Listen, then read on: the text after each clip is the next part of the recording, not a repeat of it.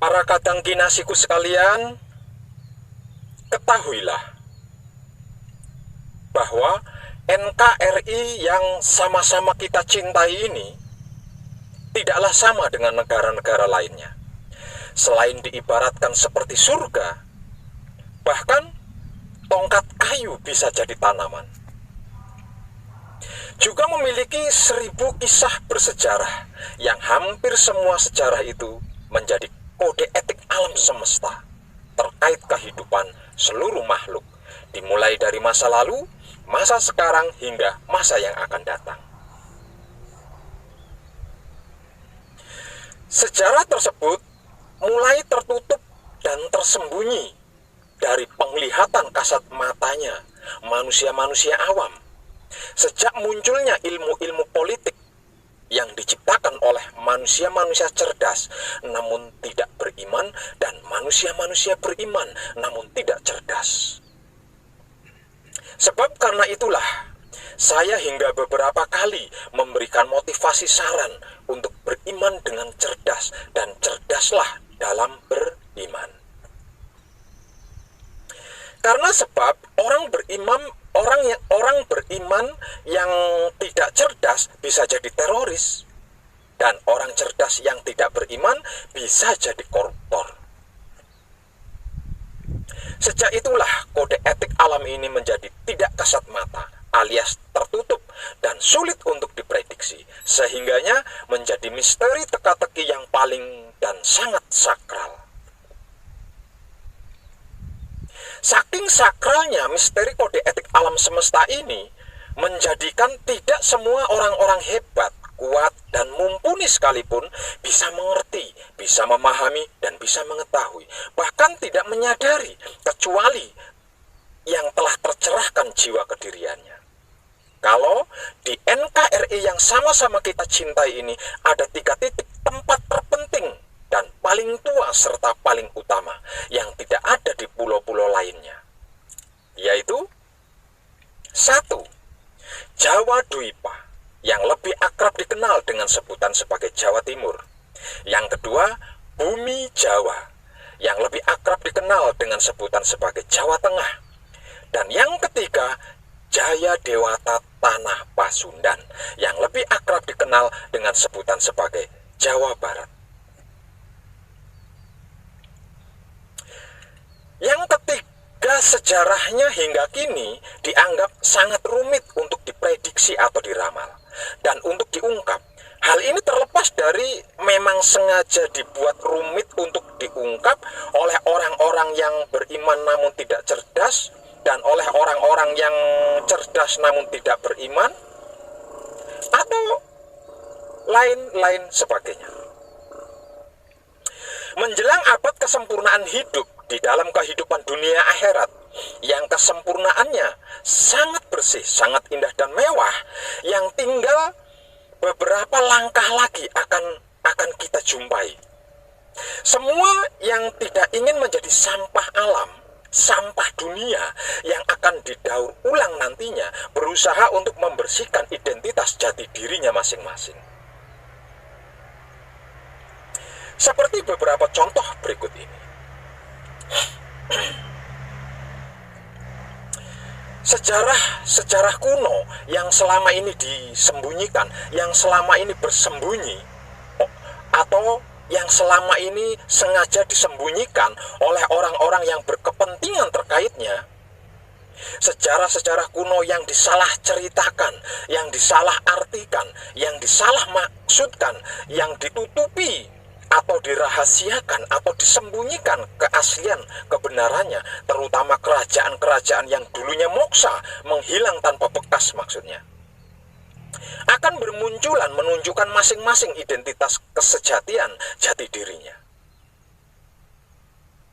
Namun sebelum kemunculannya tiba, yang kisahnya disembunyikan, dipolitiki, diselimpangkan, disalah artikan atau disalah ceritakan dan lain-lain sebagainya itu akan menuntut untuk dikabarkan atau disampaikan atau diceritakan dengan apa adanya, sesuai dengan keasliannya. Yang buruk minta diceritakan sejarah buruknya sesuai keburukan yang seaslinya.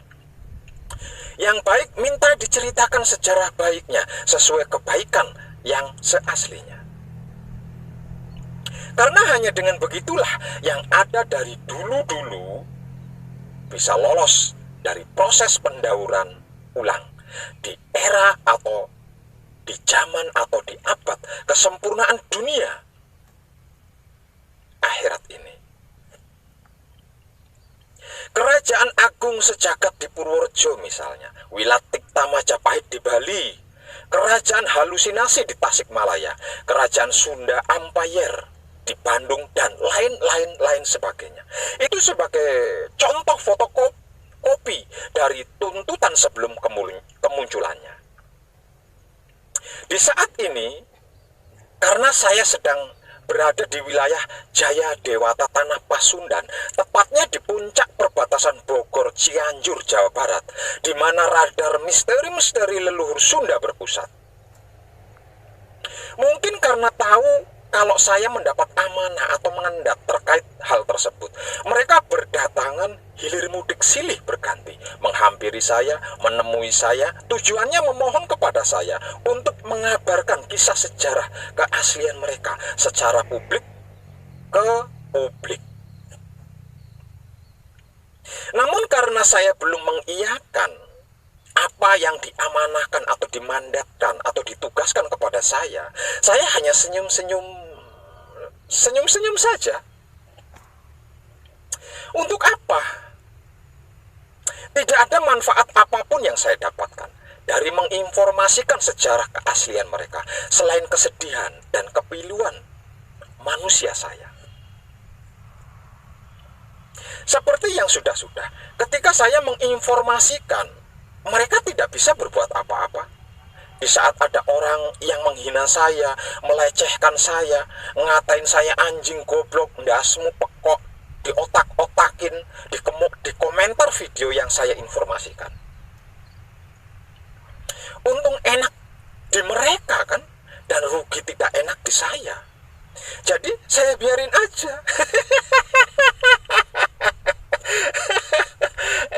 Dan tenang. Yang paling ngebet minta diinformasikan kisah sejarah keasliannya adalah Nyimas Ratu Ayu Gandasari. Kisah seorang wanita cantik nan sakti mandraguna yang memiliki peran penting dalam sejarah Babat Cirebon. Yang kisahnya memiliki beberapa versi sejarah yang ceritanya berbeda-beda, di antaranya sebagai berikut. Nyimas Ratu Ayu Gandasari atau Nyimas Panguragan yang makamnya di Desa Panguragan, Kecamatan Arjawinangun, Kabupaten Cirebon, Jawa Barat ini adalah termasuk sang penyebar agama Islam di wilayah Pasundan, khususnya wilayah yang sekarang menjadi Kabupaten Cirebon. 1. Ada yang meriwayatkan bahwa Nyimas Ratu Ayu Gandasari ini awal-awalnya adalah murid plus anak angkatnya Ki Kuwu Cirebon atau Ki Ageng Selapandan atau Pangeran Cakrabuana yang masih keturunan Prabu Siliwangi, dan sebutan Nyimas Ratu Ayu Gandasari diberikan oleh Sunan Gunung Jati setelah menjadi muridnya. Karena kesaktian dan kepintaran Nyimas Ratu Ayu Gandasari, maka Raja Galuh dari Majalengka yang beragama Hindu bisa ditaklukkan. Nyimas Ratu Ayu Gandasari juga ikut berjasa dalam menyebarkan agama Islam di wilayah Pasundan, khususnya Cirebon. Dalam sebuah sayembara yang diselenggarakan untuk mendapatkan jodoh, Nyimas Ratu Ayu Gandasari dikalahkan oleh Syekh Maglung, yang kemudian keduanya dijodohkan oleh Sunan Gunung Jati dan menjadi suami istri. Pertemuan keduanya terjadi saat Syekh Magelung, yang dikenal juga sebagai Pangeran Soka, ditugaskan untuk berkeliling ke arah barat Cirebon pada saat ia baru saja menyelesaikan pelajaran tasawuf dari Sunan Gunung Jati dan mendengar berita tentang sayembara Nyimas Ratu Ayu Gandasari yang sedang mencari pasangan hidupnya. Kedua, kisah lain menyebutkan bahwa menurut penuturan masyarakat di sekitar makam Nyimas Ratu Ayu di Panguragan, bahwa sesungguhnya Nyimas Ratu Ayu Gandasari berasal dari Aceh. adik dari Tubagus Pasai atau Fatahillah, putri dari Mahdar Ibrahim bin Abdul Ghafur bin Barkah Zainal Alim. Ketika kecil beliau diajak serta oleh Ki Ageng Sela Pandan.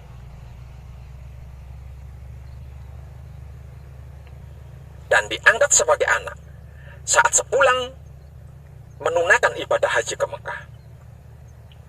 Yang ketiga, kisah lain menyebutkan bahwa Nyimas Ratu Ayu Gandasari yang sebenarnya adalah putri Sultan Hud dari Kasultanan Basem Paseh berdarah Timur Tengah merupakan salah satu murid di pesantren Islam Putri yang didirikan oleh Ki Ageng Sela Pandan. Karena kecantikan dan kepandaiannya dalam ilmu kanuragan, beliau telah berhasil menipu pangeran dari Raja Galuh, sebuah negara bawahan dari kerajaan Hindu Galuh Pajajaran, yang kemudian menjadi raja bernama Prabu Cakraningrat.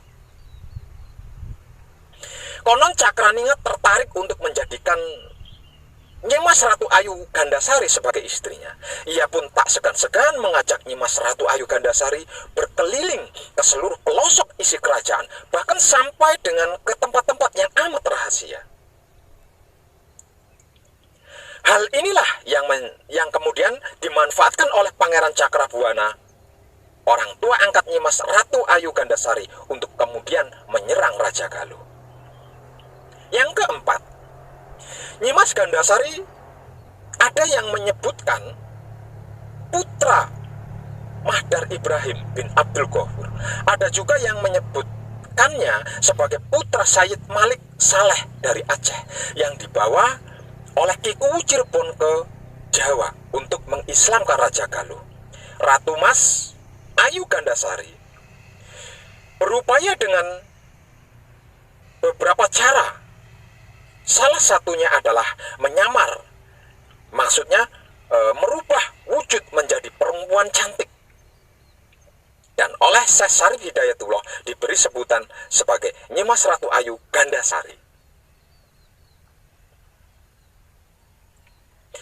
Dan yang paling heboh lagi adalah ada kesenian adat Cirebon yang sangat sakral, yaitu tari topeng dan lais, yang jika penarinya belum dimasuki arwah Nyimas Ratu Ayu Gandasari, maka pentas kesenian tersebut belum bisa disebut sukses atau berhasil dalam pementasan kesenian adat Cirebon.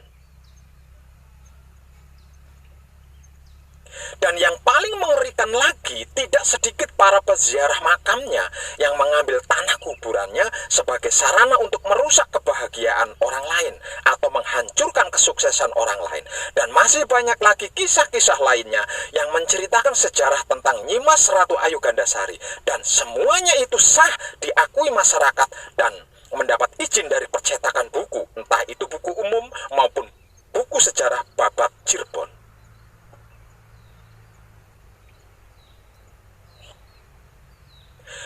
Apakah semua kisah yang menceritakannya berbeda-beda itu semuanya adalah benar?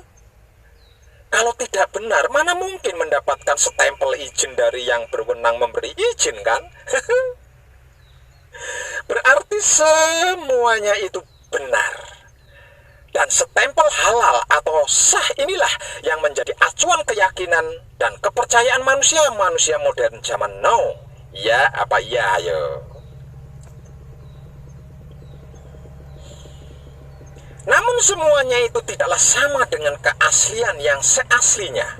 Sebab itu, yang bersangkutan dengan kisah sejarah tersebut dari tadi ngeribet terus, memohon kepada saya untuk menginformasikan yang seaslinya tentangnya. Artinya, semua itu terlalu jauh dari yang sesungguhnya.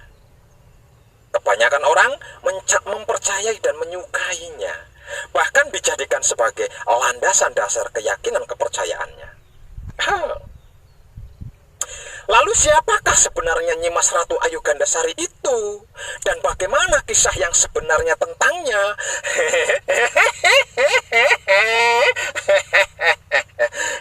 Dan tenang. Namun maafkanlah, misteri ini biarlah tetap menjadi misteri. Saya tidak mau lagi buang-buang waktu laku murni saya untuk ngurusin yang begituan. Paling-paling panjenengan hanya akan mencaci maki saya, ngatain anjing, asu, goblok, memutarbalikkan fakta, sejarah, tak kabur, dan lain-lain sebagainya. Jadi saya tidak mau lagi mengorbankan diri pribadi saya untuk dihina, dicaci maki, demi terungkapnya keaslian sebuah sejarah. Sudah lebih dari cukup bagi saya dihina sejak kecil. Yang kedua, tentang penanggung jawab keramat, situs keramat Gunung Padang yang terletak di Cianjur, Jawa Barat, yang memiliki banyak kisah sejarah beredar di mana-mana. Namun bukan hanya tidak sesuai, tapi juga tidak ada satupun kisah ceritanya yang berhasil mengungkap kenyataan yang sebenarnya tentang situs Gunung Padang hingga sekarang ini. Situs Gunung Padang adalah sebuah markas besar radar persatuan kerajaan dunia yang jika suatu saat muncul, bangkit, maka seluruh kerajaan yang pernah ada di dunia ini, mulai dari peradaban dunia kuno hingga peradaban dunia modern zaman sekarang ini, akan terungkap kebenarannya, keasliannya. Karena seluruh kerajaan di dunia itu radarnya berpusat di tempat yang sekarang ini dikenal dengan sebutan sebagai situs Gunung Padang. Ini kono ongglonya dari kemarin hingga sekarang ngintil terus. Tidak capek-capek dan tidak bosan-bosannya merayu saya, memohon kepada saya untuk menginformasikan kebenarannya yang sesuai dengan keaslian sejarahnya. Namun sekali lagi maafkan, saya tidak akan menginformasikannya, menceritakan apapun. Sebab karena percuma saja, paling yang saya peroleh sedikit ucapan terima kasih dan banyak cacian beserta makian dan hinaan. Namun apapun komentarnya, saya ucapkan banyak-banyak terima kasih karena sudah mau meluangkan waktu untuk melihat video saya di YouTube, walaupun cara melihatnya gagal paham. Juga banyak-banyak terima kasih saya ucapkan dengan tulus karena sudah rela mengorbankan spiritualnya, membuang waktunya dan pulsanya dengan sia-sia hanya untuk ngatain saya di kolom komentar video saya. Doa saya, semoga panjenengan yang telah mencaci maki saya, menghina saya, mengolok-olok saya, meremehkan saya, mencela saya, ketika saya menginformasikan sejarah yang sesungguhnya atas permohonan yang empunya sejarah itu sendiri dengan cinta, kasih sayang, dan apa adanya, diberi waktu umur panjang hingga sampai pada waktu kemunculan sejarah yang saya informasikan, sehingga bisa menyaksikannya sendiri, bukan katanya anjing, babi yang goblok dan tukang ngarang cerita bin sok tahu ini yang sedang jualan wahyu di YouTube untuk beli rokok dan makanan. Aduh.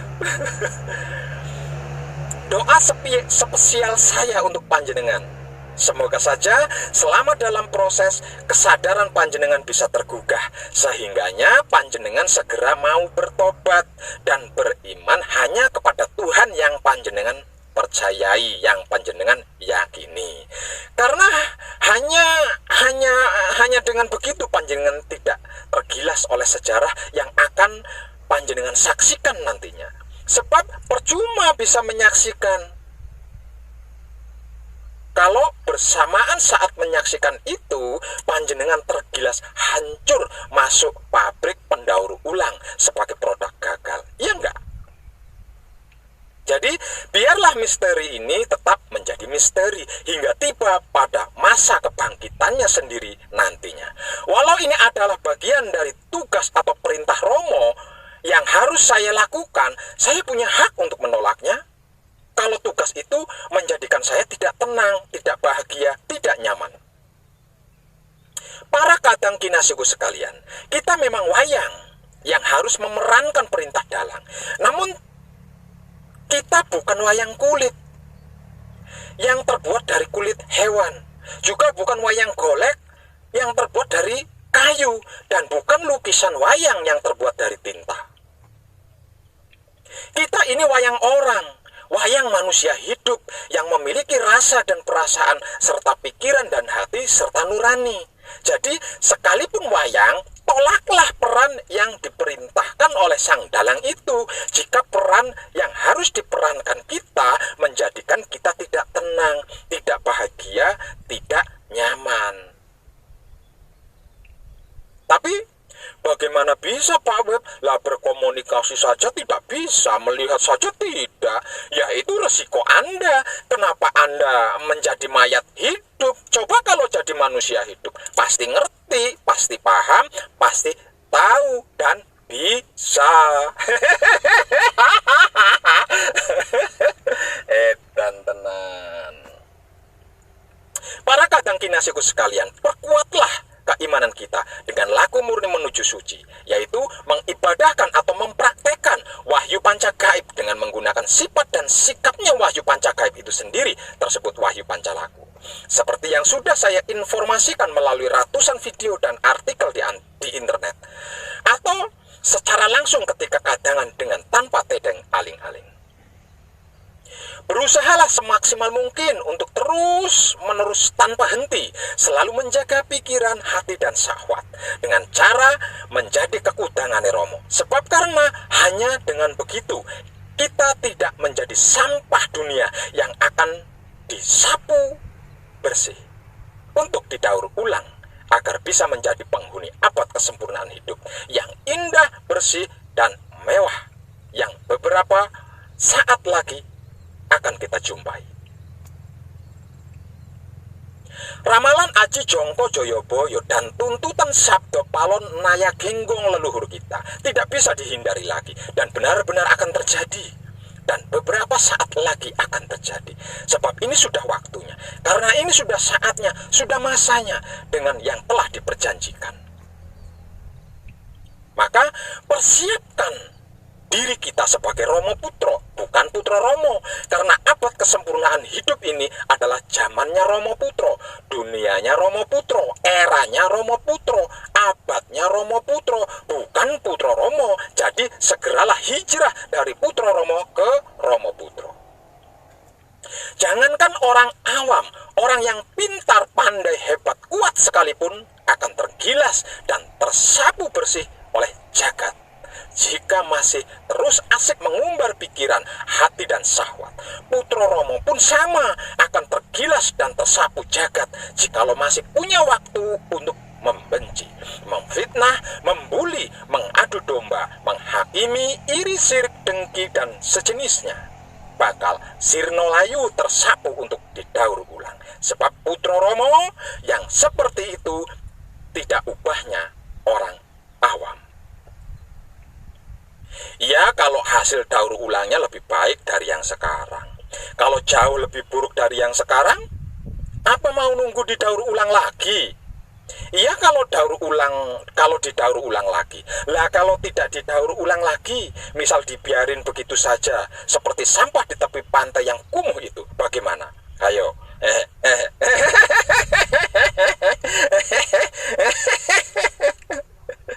Edan tenan.